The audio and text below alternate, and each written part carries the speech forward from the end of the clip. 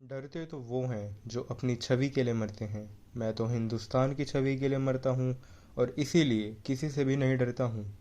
जी हाँ, ये शब्द हैं हमारे प्रिय एवं कर्मठ प्रधानमंत्री श्री नरेंद्र दामोदर दास मोदी के, जो एक छोटे से कस्बे वडनगर, डिस्ट्रिक्ट मेहसाना, गुजरात के रहने वाले हैं।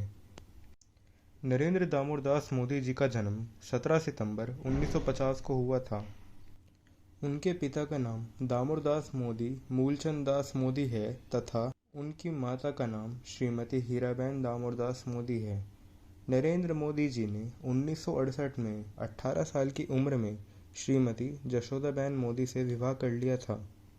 छोटी सी उम्र में जब बच्चे खेला करते थे, तब वो अपनी छोटी सी रेलवे स्टेशन स्थित चाय की दुकान में अपने पिता का साथ देते थे। मोदी नाम भले ही दो अक्षरों से मिलकर बना हो, लेकिन उनका व्यक्तित्व उतना ही बड़ा है।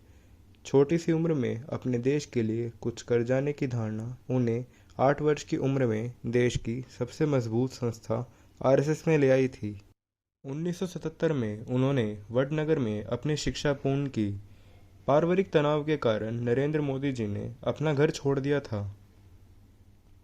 साल 1970 में 20 साल की उम्र में वह आरएसएस से इतना प्रभावित हुए कि पूरा तरह आरएसएस के प्रचारक बन गए। आइए अब बात करते हैं उनके राजनीतिक घटनाक्रम की। तो सबसे पहले 1975 में आरएसएस द्वारा नरेंद्र मोदी को गुजरात लोक संघ समिति का महासचिव नियुक्त किया गया।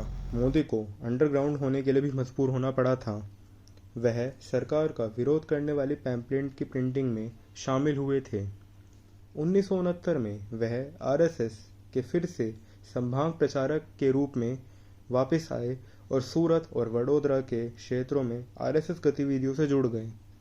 वह दिल्ली में आरएसएस के काम के लिए भी गए थे, जहां पर उन्हें आपातकाल के इतिहास के बारे में आरएसएस के संस्करण का शोध और लेखन के लिए काम दिया गया था। 1985 में मोदी को आरएसएस ने बीजेपी को सौंप दिया था। 1990 में लाल कृष्ण आडवाणी की रामरथ यात्रा और 1991 में मुरली मनोहर जोशी की एकता यात्रा आयोजित करने में नरेंद्र मोदी ने उनकी मदद की थी। 1995 में वह भाजपा के राष्ट्रीय सचिव चुने गए और नई दिल्ली चले गए। उन्होंने हरियाणा और हिमाचल प्रदेश के चुनाव अभियान का नेतृत्व भी किया था। मोदी को 1996 में बीजेपी ने उनका महासचिव के रूप में स्वागत किया। 2001 में केशव भाई पटेल का स्वास्थ्य कुछ खराब हुआ और बीजेपी ने उपचुनावों में कुछ राज्य विधानसभा सीटें खो दी। बीजेपी के राष्ट्रीय नेतृत्व ने पटेल की जगह मोदी को गुजरात के मुख्यमंत्री की कमान सौंप दी। 7 अक्टूबर 2001 को मोदी ने गुजरात के मुख्यमंत्री के रूप में शपथ ली। 2002 में उन्होंने मणिनगर से चुनाव लड़ा और बेहतरीन जीत दर्ज की। उन्होंने उस टाइम के ओझा नरेंद्र कुमार को 38,256 मतों से पराजित किया।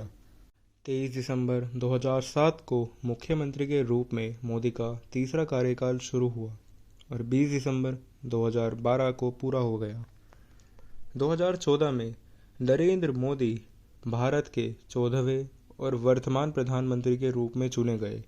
मोदी ने 26 मई 2014 को भारत के प्रधानमंत्री के रूप में शपथ ली थी। ऐसा ही 2019 में हुआ, जहां पर 30 मई को नरेंद्र मोदी ने फिर से प्रधानमंत्री की शपथ ली और 31 मई को कैबिनेट का विस्तार किया। बात करें नरेंद्र मोदी की कुछ उपलब्धियों के बारे में, तो इंडिया टुडे द्वारा 2007 के एक राष्ट्रव्यापी सर्वेक्षण में मोदी सर्वश्रेष्ठ मुख्यमंत्री साबित हुए। 2014 में CNN IBN न्यूज़ नेटवर्क द्वारा वो इंडियन ऑफ द ईयर चुने गए। 2014 और 2016 में टाइम मैगजीन रीडर्स पोल की लिस्ट में वो 100वें सबसे प्रभावशाली लोगों में शामिल हुए। फोर्ब्स मैगजीन ने उन्हें 2014 में दुनिया का 15वां सबसे शक्तिशाली व्यक्ति माना। उन्हें 2015, 2016 और 2018 में दुनिया में 9वें सबसे शक्तिशाली व्यक्ति का दर्जा मिला। 2015 में मोदी फॉर्च्यून मैगजीन की दुनिया के सबसे महान नेताओं की पहली वार्षिक सूची में 5वें स्थान पर थे। और इसी प्रकार उनका संघर्ष एवं लगन उन्हें भारत ही नहीं बल्कि दुनिया के सबसे महान नेताओं में ले आई।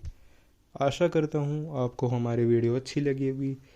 अगर आपको हमारी वीडियो अच्छी लगी है तो कृपया कर चैनल को सब्सक्राइब और वीडियो को लाइक करें। धन्यवाद।